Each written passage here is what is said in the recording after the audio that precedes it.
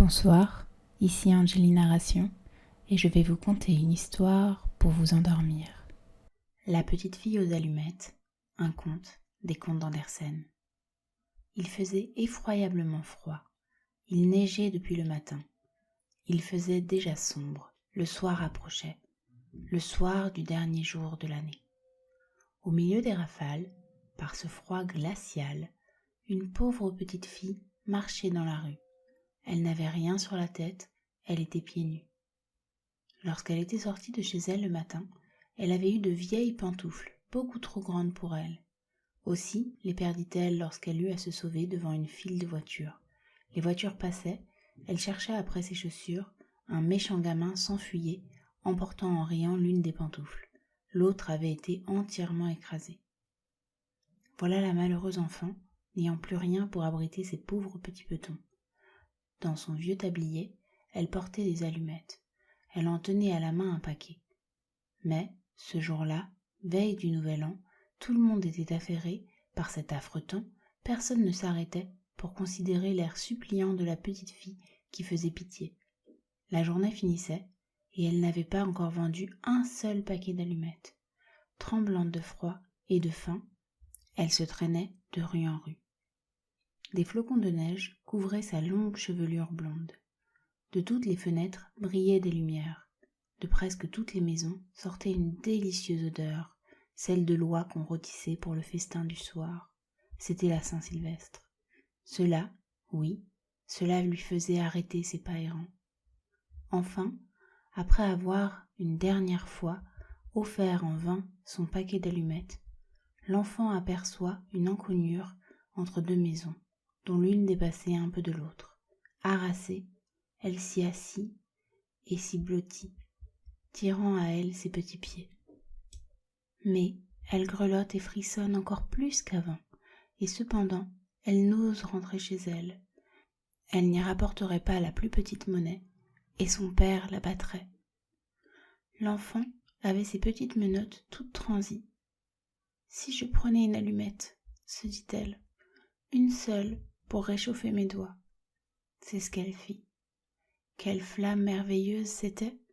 Il sembla tout à coup à la petite fille qu'elle se trouvait devant un grand poêle en fonte, décoré d'ornements en cuivre.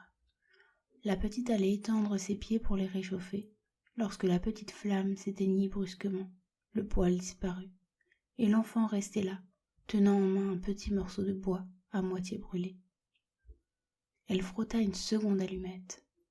La lueur se projetait sur la muraille qui devint transparente. Derrière, la table était mise. Elle était couverte d'une belle nappe blanche, sur laquelle brillait une superbe vaisselle de porcelaine. Au milieu, s'étalait une magnifique oie rôtie, entourée de compotes de pommes. Et voilà que la bête se met en mouvement, et avec un couteau et une fourchette fixés dans sa poitrine, vient se présenter devant la pauvre petite. Et puis plus rien, la flamme s'éteint. L'enfant prend une troisième allumette, et elle se voit transportée près d'un arbre de Noël splendide. Sur ses branches vertes brillaient 1000 bougies de couleurs. De tous côtés pendait une foule de merveilles. La petite étendit la main pour saisir la moins belle. L'allumette s'éteint. L'arbre semble monter vers le ciel, et ses bougies deviennent des étoiles. Il y en a une qui se détache et qui redescend vers la terre, laissant une traînée de feu. « Voilà quelqu'un qui va mourir, » se dit la petite. Sa vieille grand-mère, le seul être qu'il avait aimé et chéri, et qui était morte il n'y avait pas longtemps, lui avait dit que lorsque l'on voit une étoile qui file, d'un autre côté, une âme monte vers le paradis. Elle frotta encore une allumette.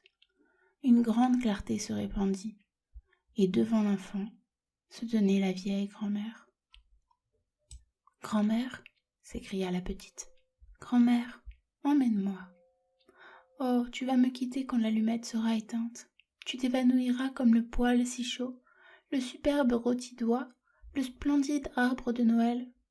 Reste, je te prie, ou emporte-moi. » Et l'enfant alluma une nouvelle allumette, et puis une autre.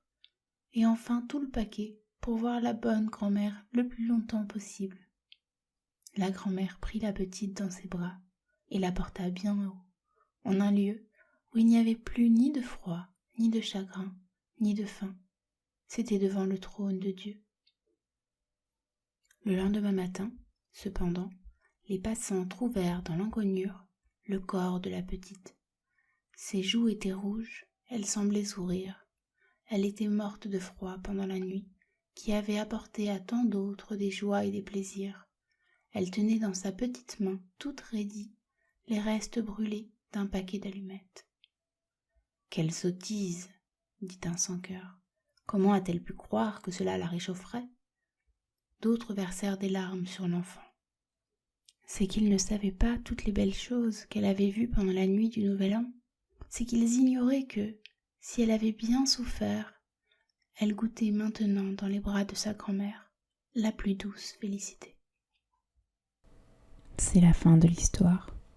Si mon histoire vous a plu, n'hésitez pas à vous abonner pour suivre les prochaines publications. Bonne nuit et faites de beaux rêves enchantés.